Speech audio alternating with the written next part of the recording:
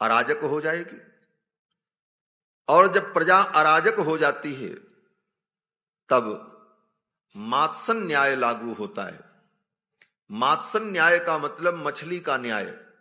जैसे समुद्र में कोई राजा नहीं होता तो वहां क्या होता, बोले जो बड़ी मछली है वो छोटी को खा जाती है। कोई किसी का रक्षक नहीं है, जो जिसको पावे खा जाए। न कोई किसी को बचाने वाला है, न कोई किसी का सहयोग करने वाला है। तो जैसे समुद्र में मात्सन न्याय से एक दूसरे को लोग मारते रहते हैं और जैसे तैसे जीवन बचा ले तो बचा ले, उसी प्रकार राजा के बिना प्रजा अराजक हो जाती है। कोई राजा होना चाहिए। तो ऋषियों ने और ब्राह्मणों ने महाराज अंग के पुत्र बेन को सिंहासन पर बैठाया और राज तिलक कर दिया, राजा बना दिया। एक ही बेटा था बेन, और वो भी बड़ा नास्तिक था। ऋषियों ने सोचा चलो इसको राजा बनाओ, सुधर जाएगा, ठीक हो जाएगा। जब राजा बना दिया तो सिंहासन पर बैठते ही राजा बेन ने घोषणा की, अब मेरा शासन है और मैं अपने शासन का प्रथम अध्यादेश जारी कर रहा हूं। आज के बाद मेरे राज्य में कोई व्यक्ति यज्ञ नहीं करेगा, यज्ञ बंद करो। और कोई व्यक्ति ब्राह्मणों को, संतों को दान नहीं करेगा, बंद करो ये सारे काम। न यष्टव्यम न दातव्यम न होतव्यम द्विजाः क्वचित, न कोई हवन करेगा। इति निवारयत धर्मम भेरी घोषेण सर्वसः। चारों तरफ घोषणा करवा दी महाराज बेन ने कि ये सारे काम बंद कर दिए जाएं। न यज्ञ होगा, न दान होगा, न कोई हवनादि कर्म करेगा, ये सब फालतू के काम बंद कर दिए जाएं। अब तो ऋषि महात्मा बड़े दुखी हुए। इसको हमने राजा बनाया कि हमारी रक्षा करेगा और ये तो हमारे धर्म का ही नाश कर रहा है, ये सब बंद करो। देखो आज के भी कभी कभी ऐसे शासक आ जाते हैं जो कहते हैं ये सब धर्म कर्म बंद करो, हम तो धर्मनिरपेक्षवादी हैं। तो पहले भी ऐसा था, ऐसे अधर्मी आ जाते थे। राजा बेन ने कहा ये सब बंद करो। ऋषियों ने समझाया कि यस्य राष्ट्रे पुरे चैव भगवान यज्ञ पुरुषः। भगवान यज्ञ पुरुषः, भगवान यज्ञ पुरुष जिसके राष्ट्र में पूजित होते हैं, जिसके राष्ट्र में यज्ञ होता है, इज्जते स्वेन धर्मेण, और प्रजा के लोग अपने स्वधर्म का पालन करते हुए जनैर वर्णाश्रमान्वितैः, अपने अपने वर्णाश्रम धर्म का पालन करते हुए यज्ञ के द्वारा भगवान की आराधना करते हैं, उस राष्ट्र में सदा मंगल होता है और सदा अभ्युदय होता है और सभी लोग सुखी रहते हैं।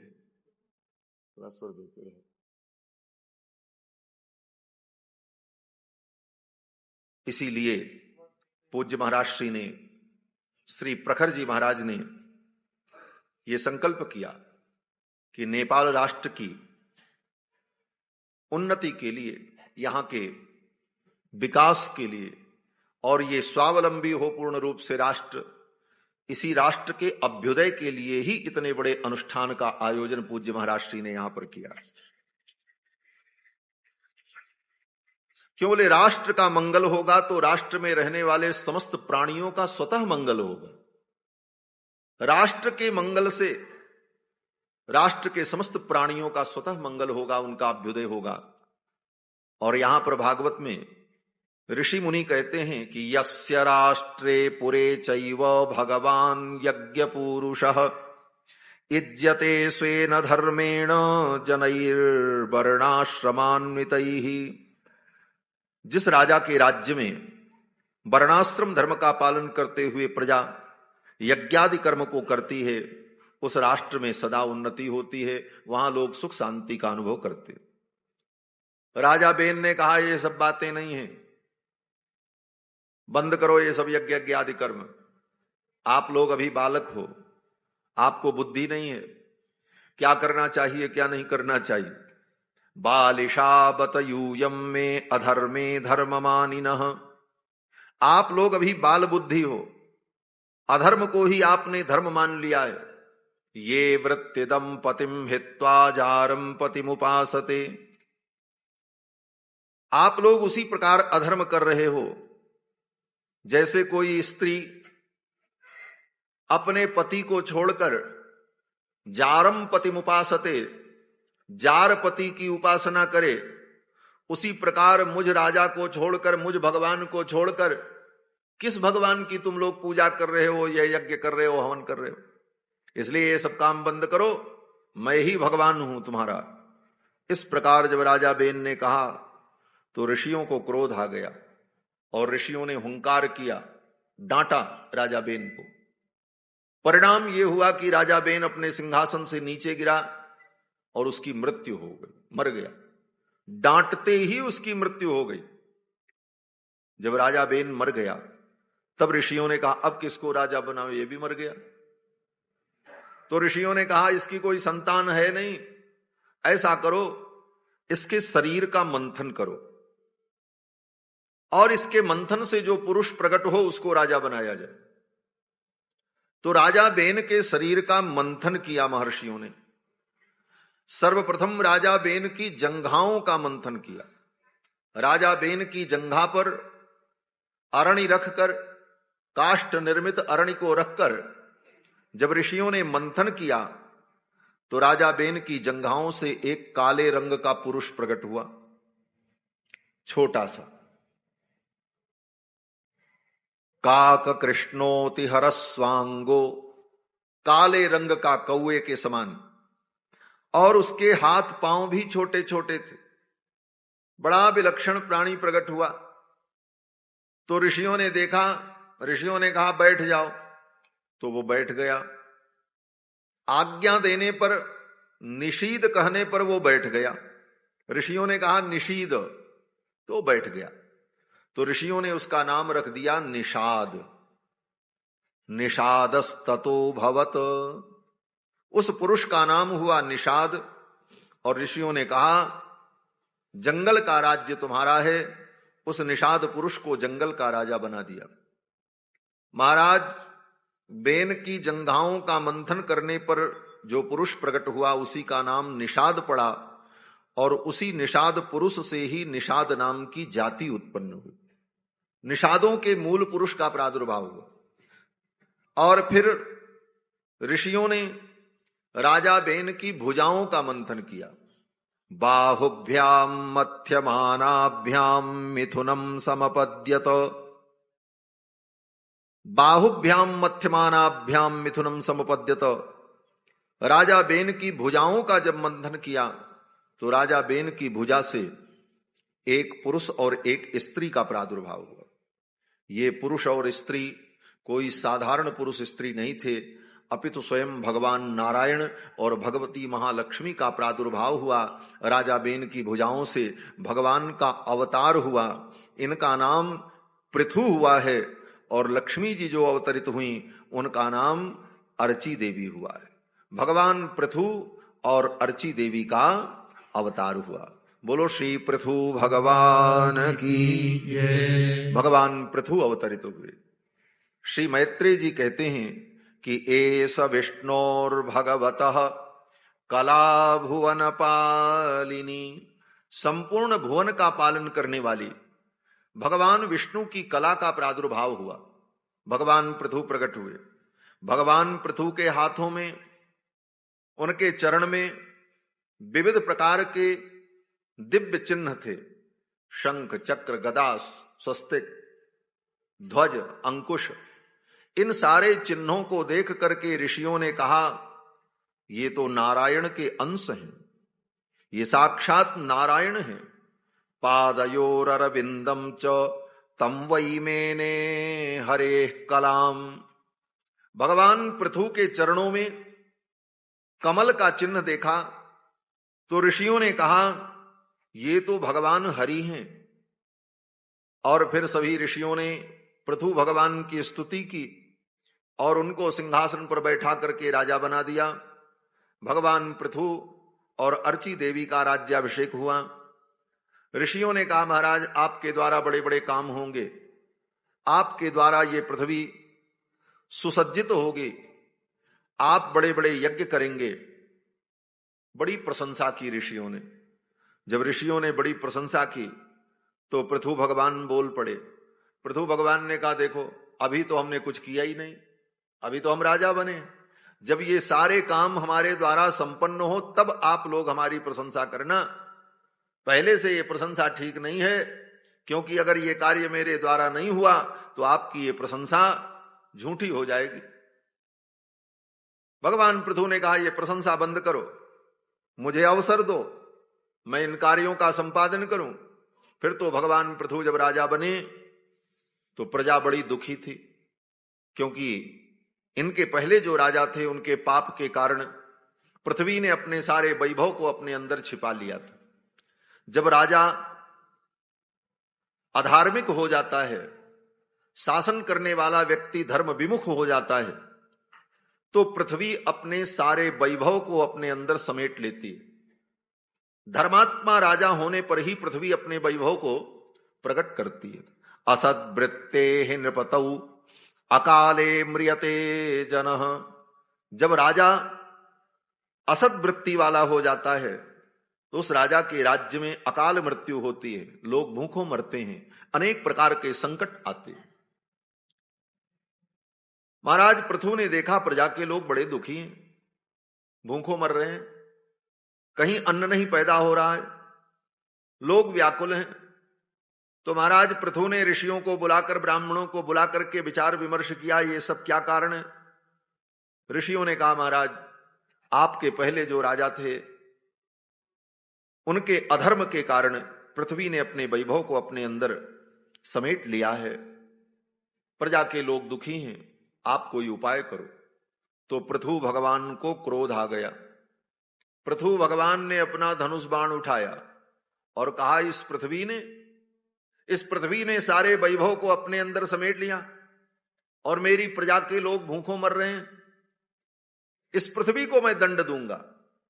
पृथ्वी को दंड देने के लिए भगवान पृथु ने अपना धनुष बाण जब उठाया और भगवान पृथु ने कहा कि वसुधे त्वाम बधिष्यामि मच्छासन परांगमुखीम।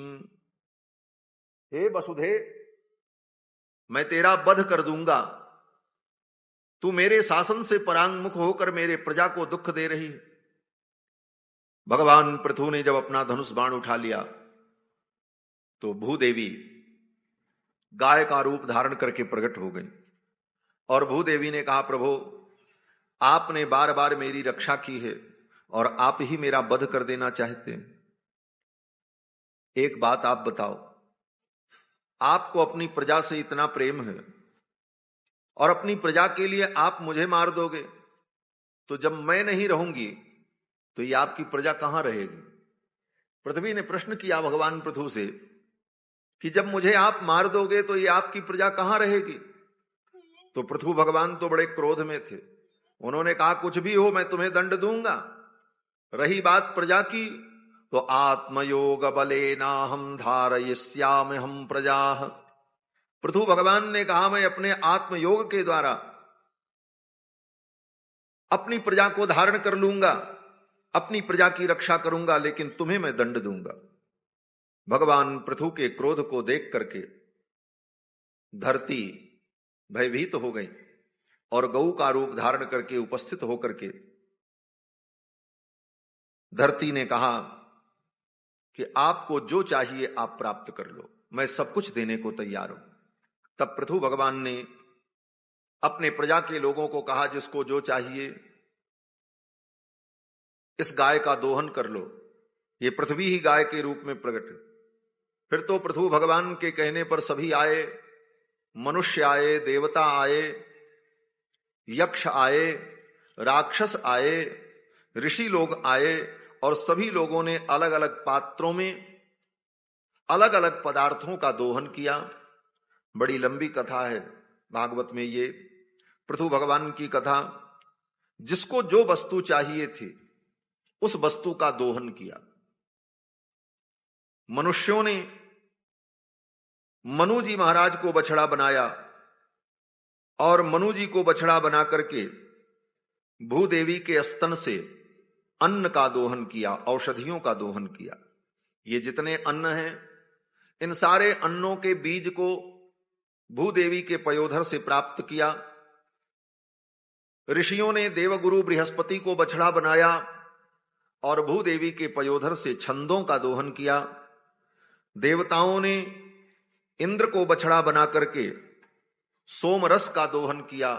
राक्षसों ने प्रहलाद जी को बछड़ा बना करके सुरा का दोहन किया। इस प्रकार सभी लोगों ने अपने अपने मन के अनुकूल पदार्थ का दोहन किया और सभी लोग प्रसन्न हुए। फिर तो पृथु भगवान ने इस संपूर्ण धरती को समतल किया है। पहले ये धरती बड़ी उबड़ खाबड़ थी, कहीं बड़े बड़े मिट्टी के टीले, कहीं बड़े बड़े गड्ढे, खेती करने योग्य भूमि नहीं थी, घर मकान नगर बसाने योग्य समतल भूमि नहीं थी। तो पृथु भगवान ने अपने रथ के द्वारा धरती को समतल किया। पृथु ने इसे समतल किया, इसीलिए इसका नाम पृथ्वी पड़ा। धरती का एक नाम पृथ्वी इसीलिए है कि भगवान पृथु ने इसको समतल किया। तो पृथु भगवान ने जब इसे समतल किया, फिर लोगों ने नगर बसाए और लोगों ने अच्छे अच्छे घर बनाए। उसके पहले लोग ऐसे ही रह लेते थे जैसे तैसे। भगवान पृथु ने इसको सुव्यवस्थित किया है धरती को, और फिर भगवान पृथु ने अनेक यज्ञ किया है। भगवान पृथु ने 100 अश्वमेध यज्ञ करने का संकल्प किया।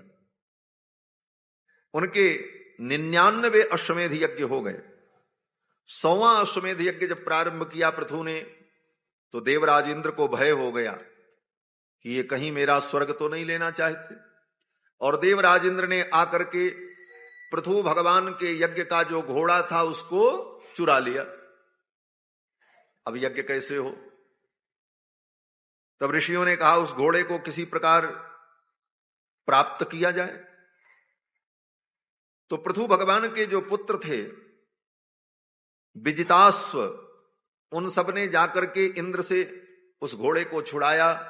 और फिर यज्ञ जब प्रारंभ हुआ तो इंद्र फिर आ गए भेष बदलकर, और आकर के इंद्र ने इस बार घोड़े को उसकी रस्सी के सहित, स्तंभ के सहित ही गायब कर दिया। अब तो पृथु भगवान को बहुत क्रोध आया। पृथु भगवान ने ऋषियों से कहा अब लड़ाई नहीं करनी है, अब ये अश्वमेध यज्ञ की पूर्णाहुति तो बाद में होगी। अब आप ऐसा मंत्र प्रयोग करो कि इंद्र को ही इस कुंड में हवन कर दिया जाए। ये बदमाश इंद्र इतनी परेशानी पैदा कर रहा है। भगवान पृथु तो पृथु थे, बोले यज्ञ बाद में होगा, पहले इसी की आहुति कर दी जाए। अब भगवान पृथु ने जब कहा तो ऋषियों ने मंत्र पढ़ना प्रारंभ किया। प्रसह्य राजन जुहवाम ते हितम। ऋषियों ने कहा हे राजन, आपकी प्रसन्नता के लिए हम मंत्र के बल से देवराज इंद्र को ही यज्ञ कुंड में आहुति के रूप में डाल देंगे। इत्या मंत्र क्रतुपतिम विदुरास्यर्त्विजोरुषा। जो ऋत्विज लोग थे, ब्राह्मण लोग थे, वो रुष्ट होकर जब मंत्र का प्रयोग करने लगे, अब तो देवराज इंद्र को भय व्याप्त हो गया, हाहाकार मच गया। फिर तो भगवान को आना पड़ा। भगवान नारायण प्रकट हुए और भगवान नारायण ने आकर के पृथु को समझाया, बोले जाने दो, छोड़ दो, इंद्र का वध मत करो। और रही बात यज्ञ की, तो आपको 100 अश्वमेध यज्ञ करके कोई स्वर्ग का पद तो प्राप्त करना नहीं है। पृथु जी ने कहा मैं स्वर्ग के लिए यज्ञ नहीं कर रहा हूं, यज्ञ के द्वारा मैं आपकी आराधना करना चाहता हूं, इसलिए मैं यज्ञ कर रहा हूं। यज्ञ के द्वारा यज्ञ पुरुष की आराधना करना ये राजाओं का धर्म है, क्षत्रियों का धर्म है, इसलिए मैं कर रहा हूं। तो भगवान नारायण ने कहा तो ठीक है, 99 यज्ञ आपके हो गए, एक यज्ञ छोड़ दो, एक कम ही रहेगा, क्या आपत्ति। तो पृथु जी ने कहा ठीक है, जब आपकी यही आज्ञा है तो हम छोड़ देते हैं। भगवान के कहने पर पृथु जी ने उस यज्ञ को छोड़ दिया। 99 अश्वमेध यज्ञ किए, भगवान की आज्ञा का पालन किया पृथु ने, तो भगवान बड़े प्रसन्न हुए। भगवान ने कहा वरदान मांगो, मैं प्रसन्न हूं, क्या चाहिए? तो पृथु जी ने भगवान से वरदान मांगा कि हे भगवान, अगर आप कुछ देना चाहते हैं तो आप यही वरदान दीजिए कि मेरे कानों में 10,000 कान की शक्ति आ जाए। पृथु ने कहा कि मेरे कानों में 10,000 कान की शक्ति आ जाए। महत्तमांतर हृदयान मुखच्युतो विधत्स्वकर्णायुतये शमे बरह। मेरे कानों में 10,000 कान की शक्ति आ जाए, मैं यही वरदान चाहता हूं। भगवान नारायण को बड़ा आश्चर्य लगा कि दुनिया के जितने भक्त हैं, कोई घर मांगता है, कोई मकान मांगता है, कोई संतान मांगता है, और ये भक्त तो बड़ा विलक्षण है, ये 10,000 कान मांगता। ये 10,000 कान लेकर के क्या करोगे? तो पृथु जी ने कहा प्रभु, जब महापुरुष आपके प्रेमी भक्त आपका गुणगान करते हैं, उनके मुख से निर्गलित होने वाली जो आपकी कथा सुधा है, उस कथा सुधा को मैं अपने इन दोनों कानों से श्रवण करता हूं तो मुझे तृप्ति नहीं होती। 10,000 कान हो जाएंगे तो मैं आपकी कथा सुनता रहा। सोचो भगवान की कथा की कितनी महिमा है। कथा सुनने के लिए पृथु जी ने भगवान से 10,000 कान मांगा।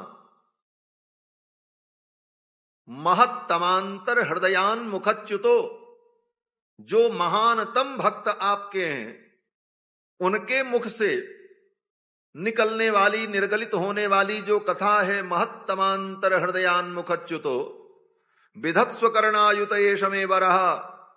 मेरे 10,000 कान हो जाएं, 10,000 कानों से मैं आपकी कथा को श्रवण करूं। 10,000 को संस्कृत में अयुत कहते हैं, और यहां भी अयुत चंडी यज्ञ हो रहा है। अयुत 10,000 चंडी पाठ होगा।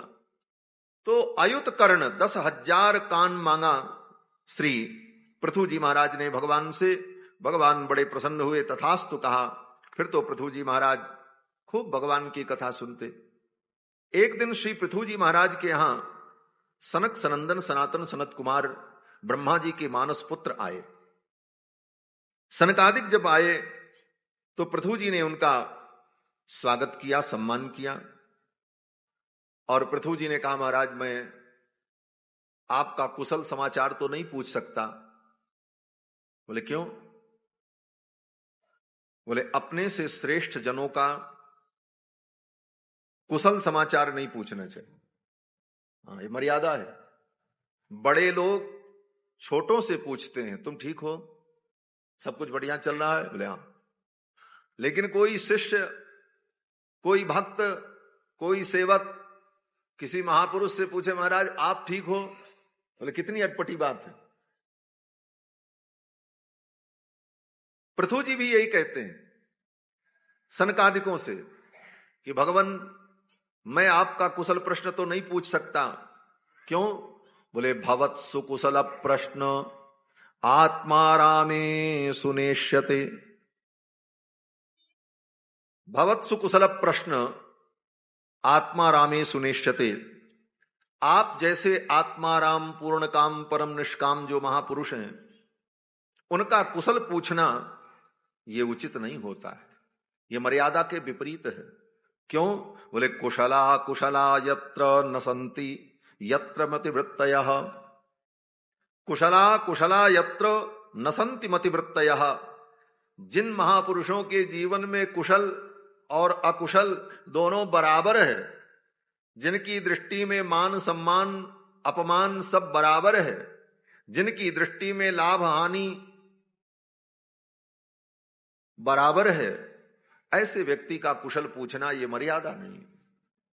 लाभा लाभौ जया जयो, जय पराजय, लाभ हानि दोनों में जिसकी समान दृष्टि है, ऐसे आत्माराम महापुरुषों का कुशल समाचार पूछना ये मर्यादा के विपरीत है। पृथु जी ने प्रणाम किया, उनका सत्कार किया और प्रश्न किया कि हे भगवान, मैं ये जानना चाहता हूं कि एक गृहस्थ को गृहस्थ जीवन में रह करके आत्म कल्याण के लिए क्या करना चाहिए। यही प्रश्न किया। संपृच्छे भव एतस्मिन् क्षेमः केनांजसा भवेत् तदहं कृत विश्रम्भः सुहृदो वस्तपस्विनाम। श्री पृथु जी ने सनकादिकों से पूछा कि गृहस्थ जीवन में रह करके कल्याण का मार्ग क्या है, ये मैं आपके मुख से श्रवण करना चाहता हूं। तो सनकादिकों ने कहा, राजन, तुमने बहुत सुंदर प्रश्न किया है। साधु पृष्टम महाराज सर्वभूत हितात्मना। हे राजन, आपने जो प्रश्न किया है, आपके इस प्रश्न के उत्तर से समस्त प्राणियों का कल्याण होगा। और गृहस्थ जीवन में रहकर कल्याण कैसे हो, इसका एक ही उपाय है कि संगम खलु साधूनाम उभयेषां च सम्मतः यत् संभाषण संप्रश्नः सर्वेषां वितनोतिशम्। गृहस्थ जीवन में रहकर कल्याण के लिए केवल एक काम करते रहना चाहिए। क्या करना चाहिए? बोले सत्संग करते रहना चाहिए। संत महापुरुषों का संग करो, उनकी शरण में जाओ, उनका दर्शन करो, उनके संभाषण को सुनो। यत् संभाषण संप्रश्नः, और उनसे तत्व की जिज्ञासा करो। इसी से ही तुम्हें कल्याण का मार्ग प्राप्त हो जाएगा। सर्वेषां वितनोतिशम् आयास सर्वधर्मेषु वर्जयित्वा हरेः कथाम्। कल्याण के और जितने साधन हैं, उन सारे साधनों में बहुत प्रयास की जरूरत पड़ती है। बहुत प्रयास करना पड़ता है, तब सारे साधन सफल होते हैं। लेकिन बिना प्रयास के, बिना आयास के सरल कल्याण का साधन क्या है? तो कहते हैं आयास सर्वधर्मेषु वर्जयित्वा हरेः कथाम। भगवान की कथा को छोड़ करके जितने साधन हैं, उन साधनों में बहुत आयास प्रयास की जरूरत पड़ती है। अतः कलौ हरि कथा श्रुति संसृति नाशिनी। इसीलिए कलयुग में भगवान की कथा ही संसार बंधन को मिटाने वाली है। इसमें कोई परिश्रम नहीं है। अधिक से अधिक कथा श्रवण करो और संतों का संग प्राप्त करो। यही जीव के कल्याण का परम मार्ग है। श्री सनकादिकों ने बड़ा सुंदर उपदेश दिया। आगे श्री सुखदेव जी महाराज कथा सुनाते हुए कहते हैं कि इन्हीं पृथु के वंश में आगे चल करके एक राजा हुए जिनका नाम प्राचीन बरही था। ये प्राचीन बरही राजा बड़े याज्ञिक थे। इन्होंने बहुत बड़े बड़े यज्ञ किए महाराज।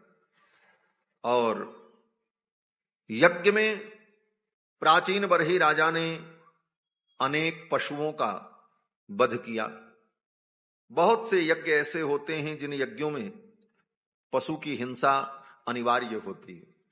प्राचीन बरही राजा ने ऐसे बड़े बड़े यज्ञ किए। एक दिन देवर्षि नारद आए और देवर्षि नारद ने विचार किया कि राजा ने तो अनेक यज्ञ किया है, यज्ञ करते करते इसका अंतःकरण शुद्ध हो गया। अब इसे यज्ञ से विरत होकर भगवान की भक्ति में आत्मज्ञान में लगना चाहिए। देवर्षि नारद ने कहा, राजन, अब ये यज्ञ तुम बंद कर दो, अब तुम आत्मज्ञान प्राप्त करो, भगवान का भजन करो।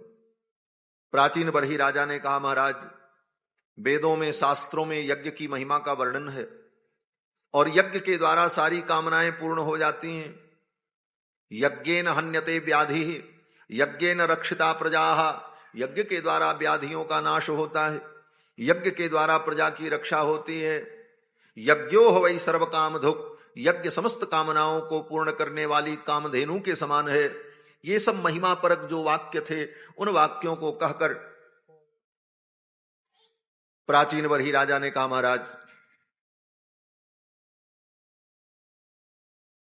इन यज्ञों को मैं कैसे छोड़ दूं? तो नारद जी को तो किसी भी प्रकार से राजा को ज्ञान मार्ग में लगाना था।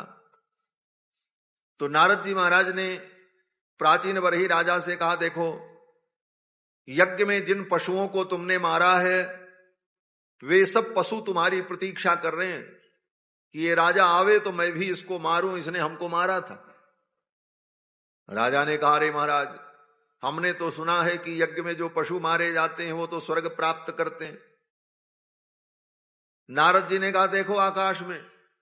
नारद जी ने आकाश की ओर दिखाया प्राचीन बरही राजा को। प्राचीन बरही राजा ने जब देखा तो आकाश में वो सब पशु दिखाई पड़े महाराज। सब गुस्से में, क्रोध में वे पशु अपनी सींग को हिला रहे थे। उनकी आंखें लाल लाल थीं।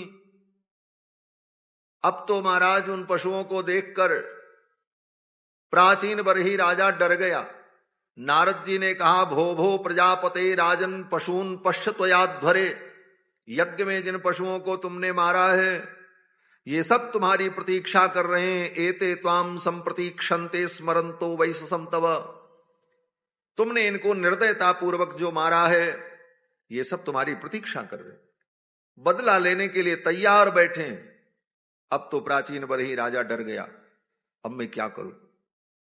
ये सब नारद जी ने अपने योग बल से प्राचीन बरही राजा को दिखाया और नारद जी का केवल एक उद्देश्य था, किसी भी प्रकार से राजा को ज्ञान मार्ग में लगाया जाए।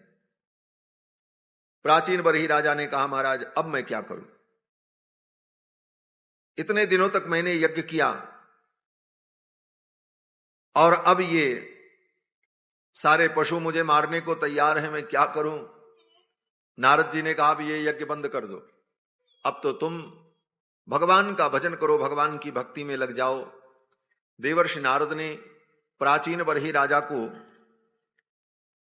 मंत्रोपदेश किया और भक्ति मार्ग में लगा दिया।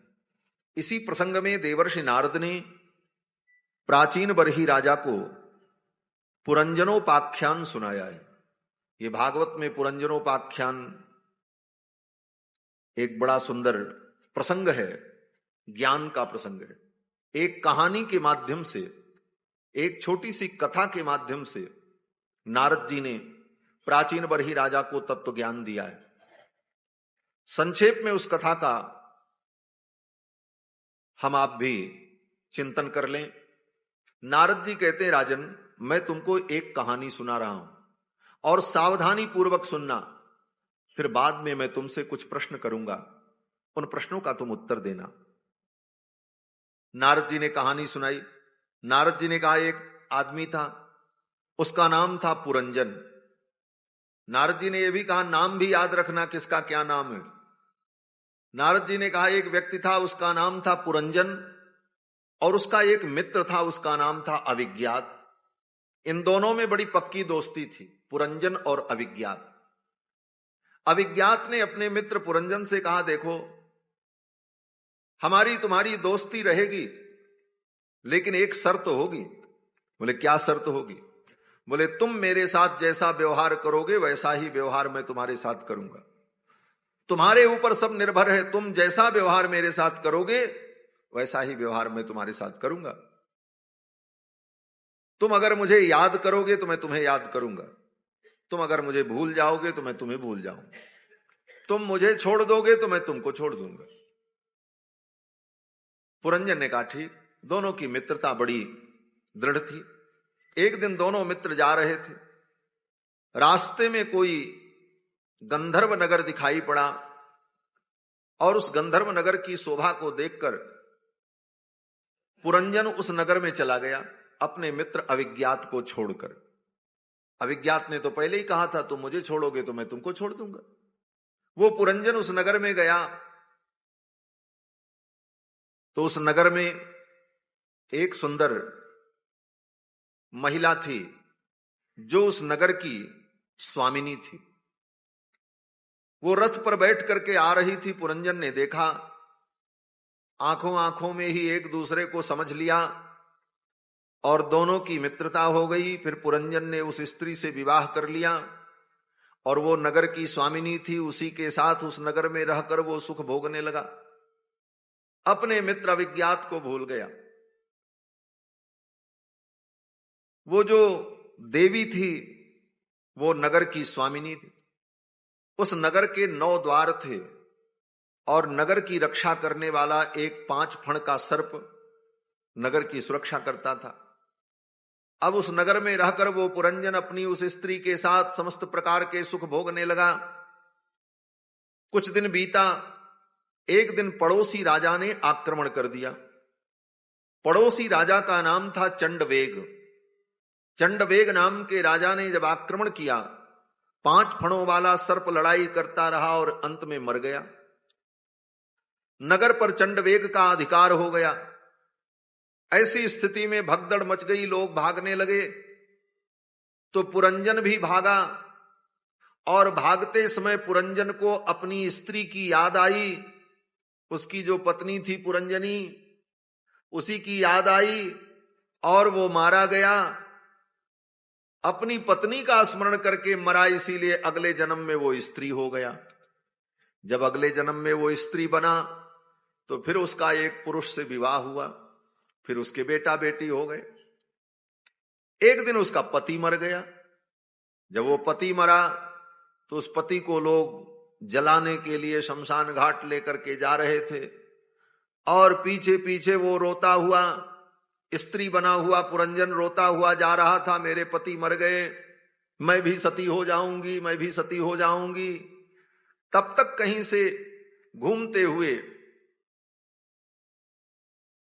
देखा पुरंजन ने, वो उसका पुरंजन का मित्र अविज्ञात कहीं से घूमते हुए आ गए। अविज्ञात ने देखा, अरे ये तो मेरा मित्र है पुरंजन, वो पहले वाला, लेकिन ये तो स्त्री के रूप में। अविज्ञात ने आकर के पुरंजन से कहा, अरे मित्र तुम रो क्यों रहे हो? स्त्री बना हुआ पुरंजन बोला, ये मेरे पति हैं, मर गए, मैं इनके साथ सती होने जा रही हूं। पुरंजन की इस बात को सुनकर अविज्ञात को हंसी आई और अविज्ञात ने कहा, अरे यार तुम कब से स्त्री बन गए? तुम तो मेरे मित्र पुरंजन हो, स्मरण करो अपने स्वरूप को, और मैं तुम्हारा मित्र अविज्ञात।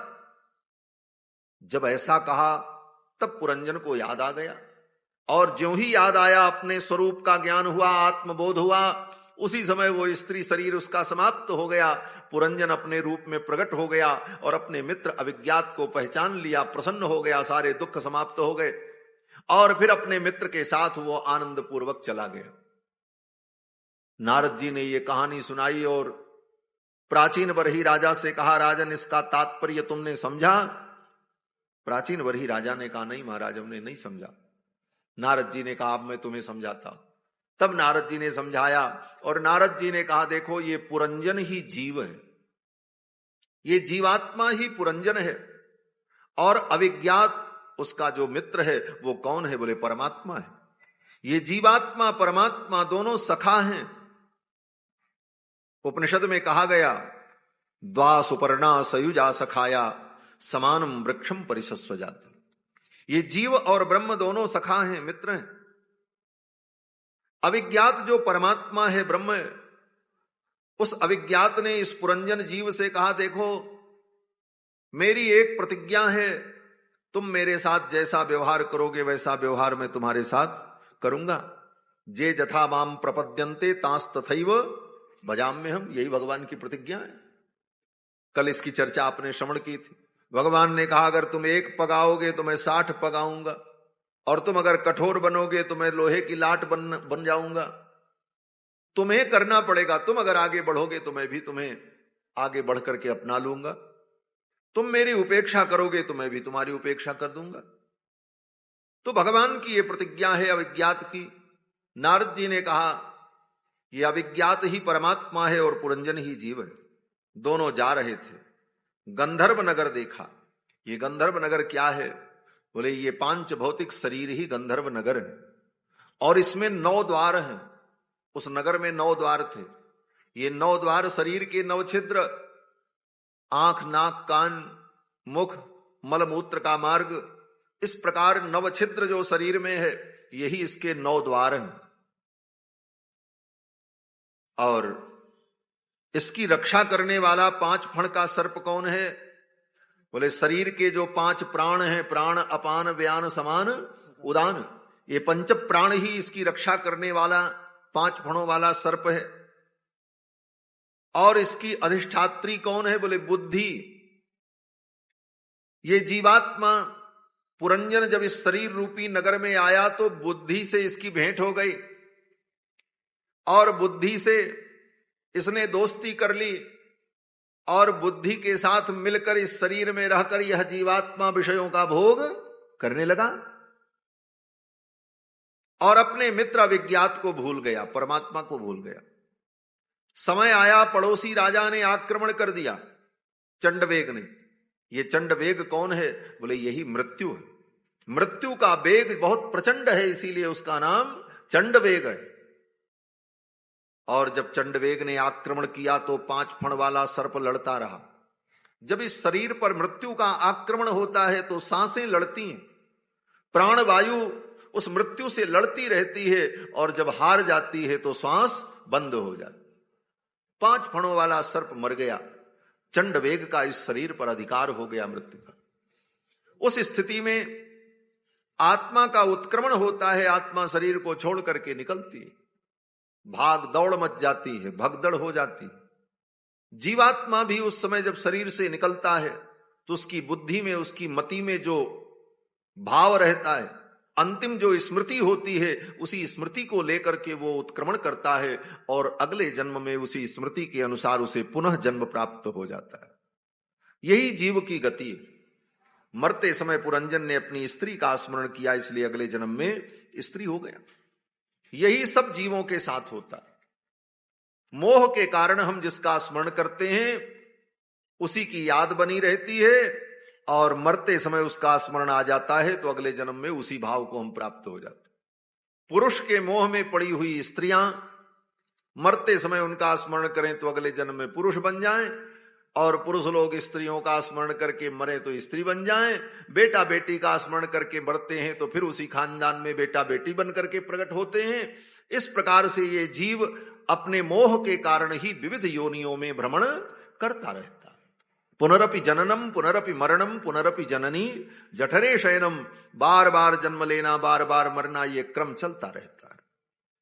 इसीलिए शास्त्र में बार बार इन बातों का स्मरण दिलाया जाता है कि प्रेम तो सबसे करो लेकिन मोह कहीं मत करो, क्योंकि मोह ही दुख का कारण है। प्रेम सबसे करो लेकिन कहीं मोह मत रखो, आसक्ति मत रखो। ये आसक्ति और मोह ही तुमको बंधन में डालती है। गोस्वामी तुलसीदास जी महाराज कहते हैं रामायण में कि मोह ही समस्त व्याधियों का मूल है। मोह सकल व्याधिन कर मूला, मोह सकल व्याधिन कर मूला, तेहि ते पुनि उपजई बहुसूला, तेहि ते पुनि उपजई बहुसूला, तेहि ते पुनि उपजई बहुसूला, तेहि ते पुनि उपजई बहुसूला। मोह सकल व्याधिन कर मूला, मोह सकल व्याधिन कर मूला, मोह सकल व्याधिन। मोह समस्त व्याधियों का मूल है, इसलिए हम कहीं मोह में न पड़े, आसक्ति में न पड़े। आसक्ति मोह से रहित होकर यथोचित व्यवहार संसार में सबके साथ हो, ये तो ठीक है, लेकिन मोह में पड़े तो अज्ञान व्याप्त होगा और वही मोह हमारे दुख का कारण बनता है। नारद जी के इस उपदेश को सुनकर के प्राचीन बरही राजा को ज्ञान हो गया। प्राचीन बरही राजा ने कहा, महाराज आप ठीक कहते। सारे यज्ञ यागादि कर्मों को प्रणाम कर लिया और प्राचीन बरही राजा भगवान के भजन में, उपासना में लग गया। ये सब कथा सुखदेव जी ने राजा परीक्षित को सुनाई। आगे मनु जी के द्वितीय पुत्र प्रियव्रत के वंश का वर्णन करके सुनाया। महाराज मनु के पुत्र जो प्रियव्रत थे वो बचपन से ही वैराग्य संपन्न थे। विवाह करके गृहस्थ आश्रम में जाने की उनकी इच्छा नहीं थी। जंगल में तप करने के लिए चले गए। ब्रह्मा जी आए और ब्रह्मा जी ने आकर के प्रियव्रत से कहा, जाकर के गृहस्थ जीवन में रह करके भगवान की उपासना करो। आत्म कल्याण के लिए महात्मा बनना और विरक्त बनना अनिवार्य नहीं है। गृहस्थ जीवन में रह करके भी जीव आत्म कल्याण कर सकता है। इसलिए गृहस्थ जीवन में रह करके आप जाकर के धर्म का पालन करो। ब्रह्मा जी के कहने पर प्रियव्रत आए और उन्होंने गृहस्थ आश्रम में प्रवेश किया। महाराज प्रियव्रत के पुत्र हुए आग्नेत्र, आग्नेत्र के पुत्र हुए महाराज नाभि, और महाराज नाभि के पुत्र हुए ऋषभदेव भगवान। प्रियव्रत का जो पवित्र वंश चला, प्रियव्रत के वंश में ही भगवान ऋषभदेव का अवतार हुआ। महाराज प्रियव्रत के पुत्र आग्नेत्र, आग्नेत्र के पुत्र महाराज नाभि, महाराज नाभि ने पुत्र की प्राप्ति के लिए अश्वमेध यज्ञ किया। उनके यज्ञ में भगवान आए तो महाराज नाभि ने भगवान से कहा,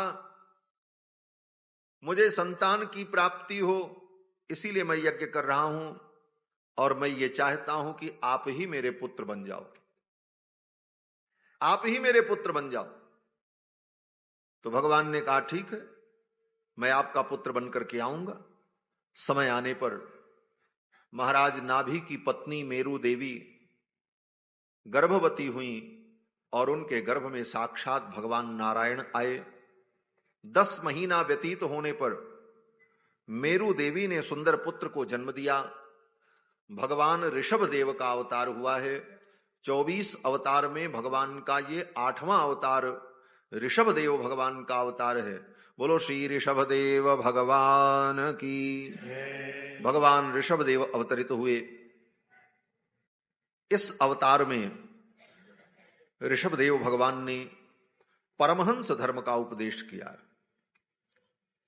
ऋषभदेव भगवान को ही जैन धर्म के लोगों ने अपना आदि तीर्थंकर माना है। ऋषभदेव भगवान जब पैदा हुए, प्रकट हुए, उस समय सूखा पड़ा हुआ था। देवराज इंद्र ने वर्षा नहीं की तो ऋषभदेव भगवान के जन्म लेते ही खूब वर्षा हुई। तो इनके पिता ने इनका नाम ऋषभ रखा। ऋषभ माने वर्षा करने वाला, जो कामनाओं की वर्षा कर दे उसको ऋषभ कहते। ऋषभदेव भगवान ने धर्म पूर्वक अपनी प्रजा का पालन किया और इनके 100 पुत्र हुए। ऋषभदेव भगवान के 100 पुत्र हुए, जिसमें इनके 81 पुत्र तो कर्मकांड के विद्वान हुए और इनके 9 पुत्र 9 योगेश्वर हो गए। कवि, हरि, अंतरिक्ष, प्रबुद्ध, पिप्पलायन, आविर्होत्र, चमस और करभाजन, ये 9 पुत्र इनके 9 योगेश्वर हुए। इन 9 योगेश्वरों का संवाद आगे श्रीमद्भागवत के 11वें स्कंद में। ये हुए 90 पुत्र। 81 पुत्र तो कर्मकांड के विद्वान हो गए, 9 पुत्र योगेश्वर हो गए 90, और इनके 9 पुत्र अलग अलग देशों के राजा हुए 99, और जो सबसे बड़े पुत्र थे उनका नाम था भरत, वो इस देश के राजा हुए। इसीलिए इस देश का नाम भारतवर्ष पड़ा है। ऋषभदेव भगवान के पुत्र भरत के नाम पर इस देश का नाम भारतवर्ष पड़ा है। भगवान ऋषभदेव ने अपने पुत्रों को, अपनी प्रजा को बड़ा सुंदर उपदेश किया है। एक बार ऋषभदेव भगवान घूमते घूमते ब्रह्मावर्त पहुंचे। ब्रह्मावर्त देश में ब्रह्मर्षियों की सभा लगी थी। ब्रह्मर्षियों की सभा में जब पहुंचे ऋषभदेव भगवान, तो वहां ब्रह्मर्षियों ने, उन महात्माओं ने ऋषभदेव भगवान से कहा कि हमारे कल्याण का उपाय क्या है, आप उपदेश करो, हमारा कल्याण कैसे होगा। तो ब्रह्मर्षियों की सभा में ऋषभ देव भगवान ने जो उपदेश किया है वो बड़ा महत्वपूर्ण है। भागवत में ऋषभ देव भगवान उन ब्रह्मर्षियों की सभा में उपदेश करते हैं। ऋषभ देव भगवान कहते हैं, हे पुत्रों, ये शरीर जो तुमको मिला है, नायम देहो देह भाजाम नृलोके कष्टान कामानर्हते विड्भुजाम ये तपो दिव्यम पुत्रकायेन सत्वम शुद्धेद्यस्मात् ब्रह्म सौख्यम त्वनंतम। ये ऋषभदेव भगवान का उपदेश केवल अपने उन पुत्रों के लिए ही नहीं, हम आप सब उनके पुत्र हैं। वयम अमृतस्य पुत्राः, हम सब उस परमात्मा के पुत्र हैं। और भगवान ऋषभदेव समस्त प्राणियों के लिए उपदेश दे रहे हैं। ऋषभदेव भगवान कहते हैं, हे पुत्रों, ये शरीर जो तुमको मिला है ये केवल भोगों का भोग भोगने के लिए नहीं मिला। ये शरीर इसलिए मिला है कि शरीर को पाकर के तप करो। तपो दिव्य पुत्रकायेन सत्वम, साधना करो, उपासना करो, जिससे तुम्हारा शोधन हो, आत्मशुद्धि हो और विकार से रहित होकर, वासनाओं से मुक्त होकर ब्रह्म सुख को, उस अनंत सुख को तुम प्राप्त करो। इसके लिए ये मानव शरीर मिला। ये मानव शरीर खाने कमाने और मर जाने के लिए नहीं मिला। खाना कमाना, पुत्र पौत्रादि को उत्पन्न करना और फिर एक दिन मर जाना, इतना काम तो पशु भी करता है। पशु भी अपना भोजन ढूंढ लेता है, वो भी संतानों को उत्पन्न करके अपने वंश की वृद्धि कर लेता है और एक दिन वो मर जाता है। उसी प्रकार मानव जीवन में जन्म लेकर हम भी बस इतना ही करते रहे, कुछ कमाया खाया कुछ गमाया, संतानें पैदा की, वंश को बढ़ाया और फिर एक दिन रोग आकर के मर के इस दुनिया से चले गए। अगर इसी के लिए जीवन मिला तो ये मानव जीवन का लक्ष्य नहीं है। मानव जीवन का लक्ष्य तो यह है कि इस जीवन में आकर हम सत्य को जानें, कारण तत्व को जानें। कारण क्या है? ये संपूर्ण सृष्टि का कारण तत्व क्या है? ये संपूर्ण सृष्टि किसके अधीन है? वह परम तत्व कौन है? उसको जानकर उस अनंत सुख का हम अनुभव करें। इसलिए ये मानव जीवन मिला है, इसीलिए सारे संसाधन मिले। हम कैसे उस परमात्मा को जान करके अनंत सुख प्राप्त करें? बोले इसी के लिए सारा साधन है। परमात्मा ने बुद्धि दिया, समझने की क्षमता दी, इसके बाद भी न समझो तो समझाने वाले दिए, गुरुजन दिए, शास्त्र दिया, वेद दिया। ये वेद शास्त्र सब कुछ मानव जीवन में क्यों मिला? इसीलिए कि इन साधनों का हम उपयोग करके उस अनंत सुख को, परमात्मा तत्व को हम प्राप्त कर ले। ऋषभदेव भगवान कहते हैं, हे पुत्रों, जीवन में तप करो, जीवन में त्याग और वैराग्य ग्रहण करो और माया के बंधन से मुक्त हो जाओ। ऋषियों ने कहा, महाराज मुक्ति का द्वार क्या है? मुक्ति पाने के लिए क्या करना चाहिए? तो ऋषभदेव भगवान कहते हैं, महत सेवाम द्वार माहुर विमुक्ति ही। महापुरुषों की सेवा, संत जनों का संग, यही मुक्ति का द्वार है। और नरक का द्वार क्या है?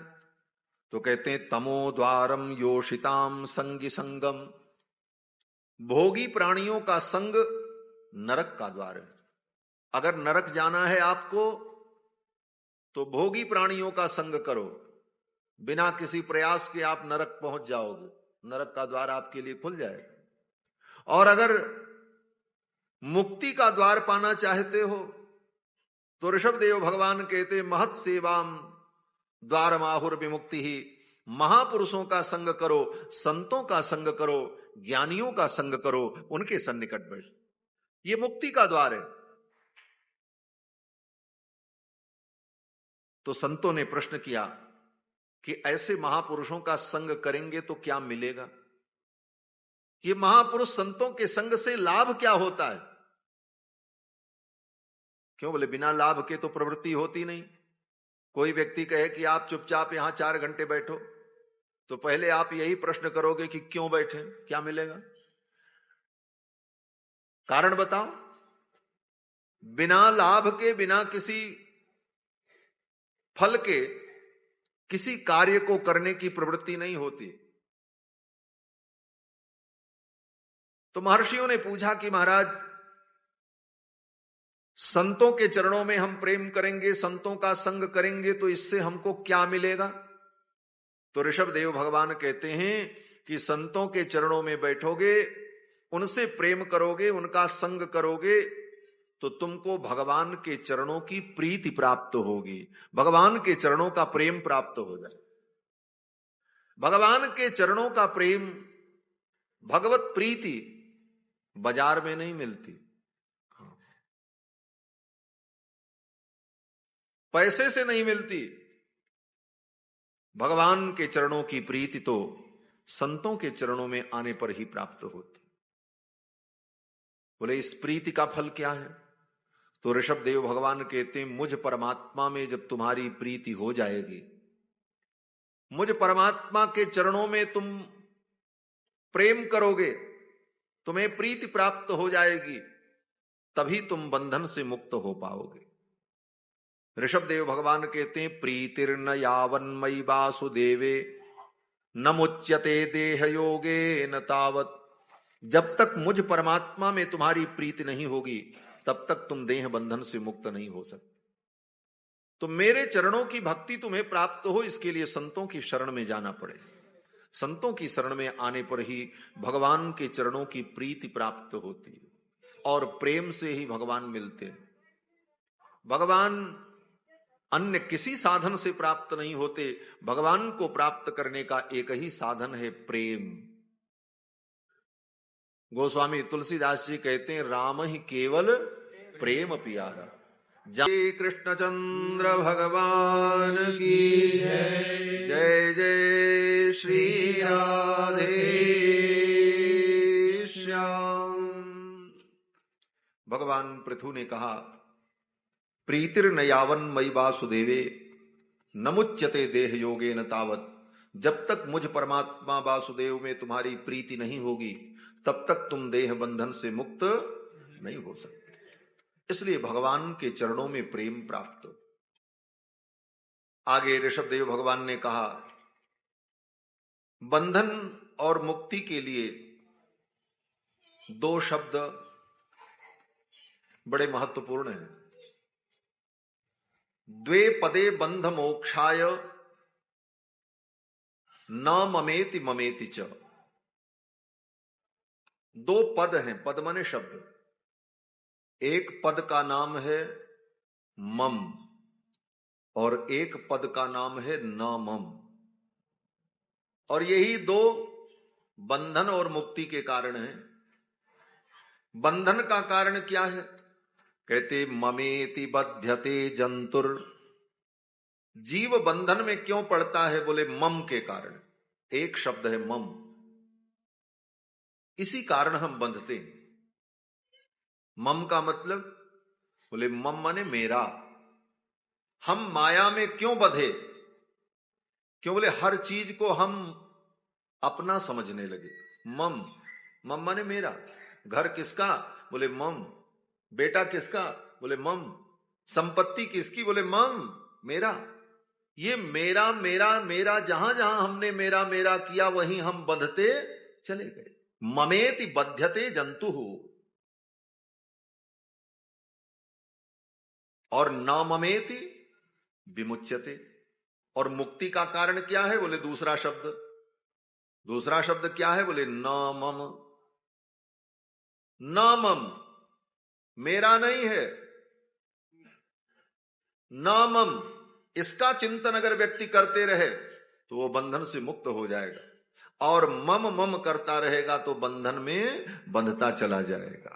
हम मम के कारण ही बंधते हैं और नमम के कारण ही मुक्त होते। नमम, हर वस्तु का उपयोग करो, लेकिन उसे अपना मत समझो। अपना समझोगे तो बंधन होगा। उपयोग करो, क्योंकि मानव जीवन में आवश्यकताओं की पूर्ति के लिए वस्तुओं का उपयोग तो करना ही पड़ेगा, लेकिन उसे अपना मत मानो। जैसे आप रेलवे स्टेशन जाते हो, एयरपोर्ट पर जाते हो, तो वहां जितनी वस्तुएं हैं उनका आप उपयोग तो करते हो, लेकिन क्या कभी आप ये मानते हो कि ये हमारी है? सीट पर आप बैठते हो, उसका आनंद लेते हो, पंखा चलता है उसका आनंद लेते हो, लेकिन मन कभी ये स्वीकार नहीं करता कि ये हमारा है। इसलिए उससे कोई मोह नहीं होता। जब आप चलते हो तो उसे छोड़ करके चले जाते हो। कौन इसको देखेगा, कौन इसकी रक्षा करेगा, कौन इसे बचाएगा, इसका कोई टेंशन नहीं होता। आए, आनंद लिए और चले गए। क्यों? बोले उसको आपने अपना नहीं समझा, इसलिए आपको वहां बंधन नहीं हुआ। आप बंधे नहीं, मुक्त रहे। न मम और मम, इन दो शब्दों के चिंतन में ही बंधन मुक्ति का भेद समझ में आ जाता है। ममेति बध्यते जंतुर न ममेति विमुच्यते। किसी वस्तु में आसक्ति हमारी न हो। मन को हम इसे समझाते रहें कि मेरा कुछ नहीं है, सब भगवान का है। संपत्ति सब रघुपति कहे आही, सब कुछ तो भगवान का, हमारा कुछ नहीं, हम तो सेवक मात्र। इस प्रकार का जब चिंतन बार बार होता रहता है तो जीव मोह के बंधन में नहीं पड़ता। नहीं तो भगवान की माया, बोले भगवान की माया तो बड़े बड़े ज्ञानियों को भी नचा देती है। ये भगवान की माया ऐसी जादूगरनी है कि ये बड़े बड़े ज्ञानियों को, बड़े बड़े बुद्धिमानों को भी लथेड़ करके रख देती है। महाराज, भगवान के चरणों में प्रेम हो तभी व्यक्ति माया से बचे। बाकी ज्ञानी और बुद्धिमान तो माया के चपेड़े ऐसे खाते हैं कि उनकी भी दुर्दशा हो जाती है। ये माया ऐसी जादूगरनी है जो सब पर अपना जादू चला देती। महाराज, सब जग को रही नचाए, हरि माया जादूगरनी। सब जग को रही नचाए, हरि माया जादूगरनी। हरि माया जादूगरनी, हरि माया जादूगरनी। हरि माया जादूगरनी, हरि माया जादूगरनी। सभी अद्भुत खेल रचाए, हरि माया जादूगरनी। अति अद्भुत खेल रचाए, हरि माया जादूगरनी। सब जग को रही नचाए, हरि माया जादूगरनी। सब जग को रही नचाए, हरि माया जादूगरनी। कोया को पार न पावे, यह सब को नाच नचावे। कोया को पार न पावे, यह सब को नाच नचावे। कोया को पार न पावे, यह सब को नाच नचावे। कोया को पार न पावे, यह सब को नाच नचावे।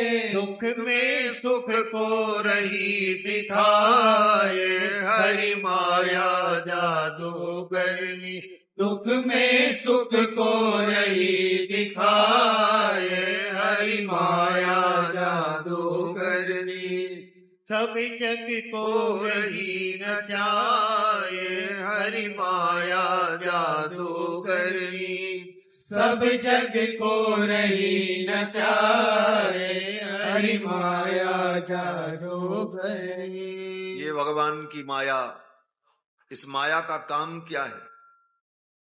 बोले दुख में ये सुख दिखाती है। माया का यही काम है। होता तो दुख है, लेकिन माया के कारण हमें लगता है कि ये सुख है, और सुख समझ करके हम उसे पाने के लिए दौड़ते हैं, और परिणाम ये होता सुख नहीं मिलता, दुख आ जाता। यही माया का खेल है। सुख में दुख में सुख को रही दिखाए, हरि माया जादूगरनी। तो इस माया से बचने का उपाय क्या है? बोले माया से बचने का उपाय यही है, भगवान की भक्ति। जाके बस में चराचर नाचे, कोई कृपा पात्र जन बाचे।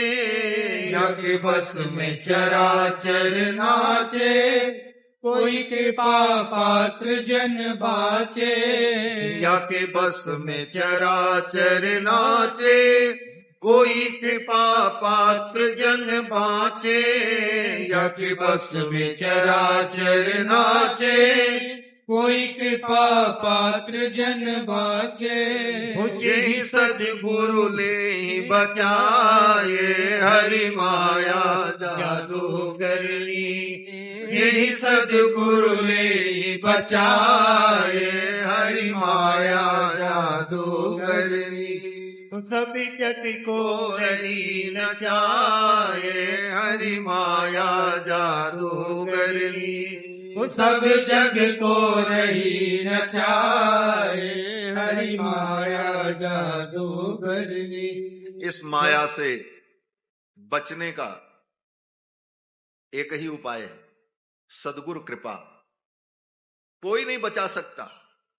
माया से अगर कोई बचा सकता है तो सद्गुरु बचा सकते, आचार्य बचा सकते हैं। गुरुजन कृपा करें तो इस माया से मुक्ति मिले। जेहि सद्गुरु ले ही बचाए। और सद्गुरु करते क्या हैं? बोले धीरे से कान में कुछ बता देते हैं।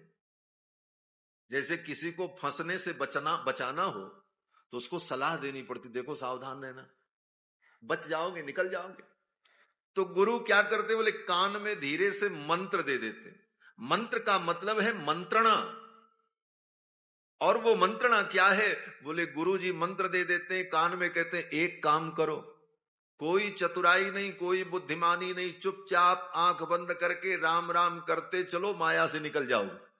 बस कान में बता दिया, राम राम करते रहो बस। जब पंथ न कोई सूझे, तब जाए गुरु जी से पूछे।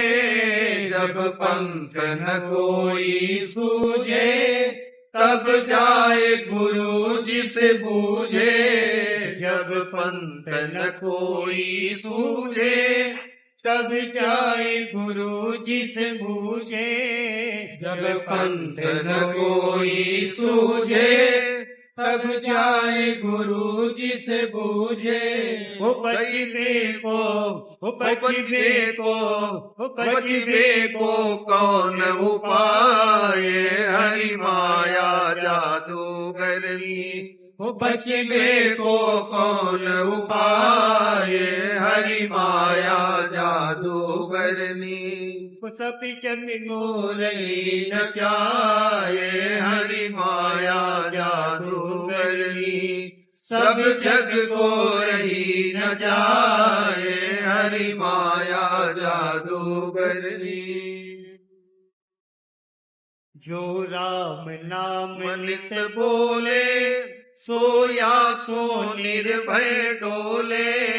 जो राम नाम नित बोले, सोया सो निर्भय डोले। जो राम नाम नित बोले, सोया सो निर्भय डोले। जो राम नाम नित बोले, सोया सो निर्भय डोले। कई गुरुवर कैल बताए, हरि माया जादूगरनी। कई गुरुवर कैल बताए, हरि माया जादूगरनी। सब जग को रही नचाए, हरि माया जादूगरनी। सब जग को रही नचाए, हरि माया जादूगरनी। नहीं और काहू बस मेरो, राजेश चरण को चेरो। नहीं और काहू बस मेरो, राजेश चरण को चेरो। नहीं और काहू बस मेरो, राजेश चरण को चेरो। नहीं और काहू बस मेरो, राजेश चरण को चेरो। गुरु कृपा, गुरु कृपा, गुरु कृपा पे बलि बलि जाए, हरि माया जादूगरनी। गुरु कृपा पे बलि बलि जाए, हरि माया जादूगरनी।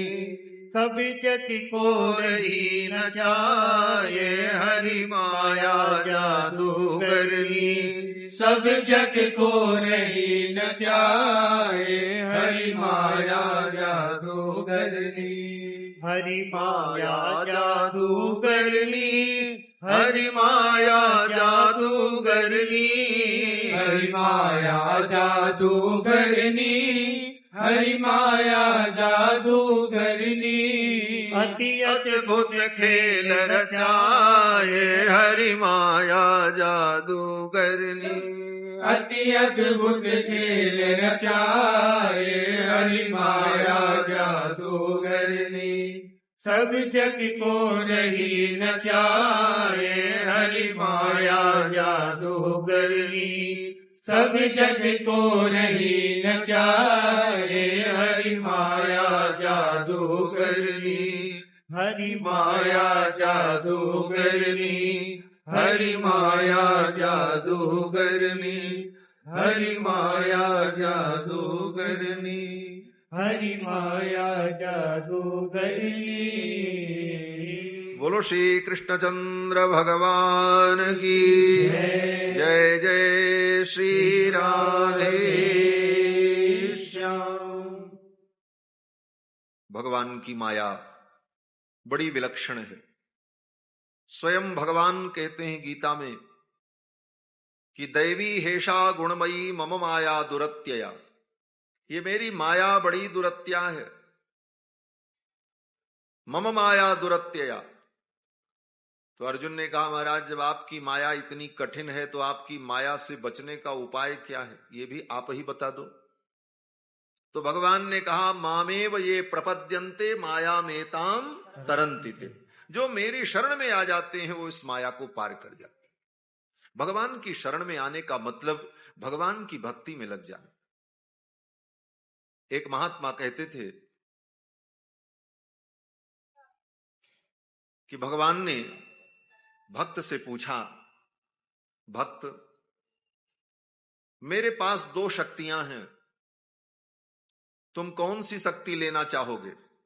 भक्त ने कहा कौन सी 2 शक्तियां हैं? तो भगवान ने कहा एक का नाम माया है और एक का नाम भक्ति है। इन 2 में से तुम किसको लेना चाहोगे? तो भक्त ने कहा महाराज पहले ये बताओ कि माया और भक्ति में अंतर क्या है, माया का फल क्या है और भक्ति का फल क्या है, ये दोनों हमको आप बताओ तब हम निर्णय करें कि हमको क्या चाहिए। तो भगवान ने कहा अच्छा। भगवान ने कहा देखो माया को अगर ले जाओगे तो तुमको नाचना पड़ेगा, ये माया तुमको नचाएगी। और अगर भक्ति को ले जाओगे तो मुझे नाचना पड़ेगा, मैं नाचूंगा तुम मुझको नचाओगे। भगवान ने कहा अगर माया को ले गए तो तुमको नाचना पड़ेगा और भक्ति को ले जाओगे तो मैं नाचूंगा। अब निर्णय तुम कर लो, तुम नाचना चाहते हो कि मुझको नचाना चाहते हो। भक्त बड़े चतुर होते हैं। भक्त ने कहा महाराज हम तो बहुत नाच चुके, अनेक जन्मों से नाच ही तो रहे, कर क्या रहे? नाचो बहुत गोपाल, सूरदास जी कहते। सूरदास जी प्रार्थना करते हैं प्रभु मैं तो बहुत नाचा, अब थक गए। भक्त ने कहा प्रभु हम तो नाच नाच करके थक गए, अब नाचने का मन नहीं है, अब तो आपको नचाने का मन है। तो भगवान ने कहा मेरी भक्ति ले जाओ। और भक्तों ने भक्ति के द्वारा भगवान को नचा दिया। ताहि अहिर की छौहरियां छछिया भर छाछ पे नाच नचा। अहिर की छौहरियों ने, ब्रज की गोपांगनाओं ने अपनी भक्ति के द्वारा गोविंद को नचा दिया। तो भक्ति जीवन में आ जाए तो भगवान नाचते हैं, और माया आती है तो जीव को नाचना पड़ता है। और ये माया बड़ों बड़ों को नचा देती है। शिव विरंच कह मोह ही को है बपुरा आन।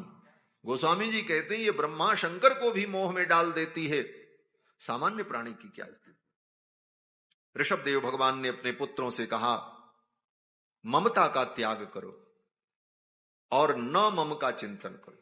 नमम, इसीलिए जब भी कोई पूजा होती है, कोई अनुष्ठान होता है, तो पूजा अनुष्ठान समाप्त होने के बाद हाथ में जल लेकर के संकल्प किया जाता है, अनेन पूजनेन भगवान श्री रामचंद्र प्रीयताम न मम।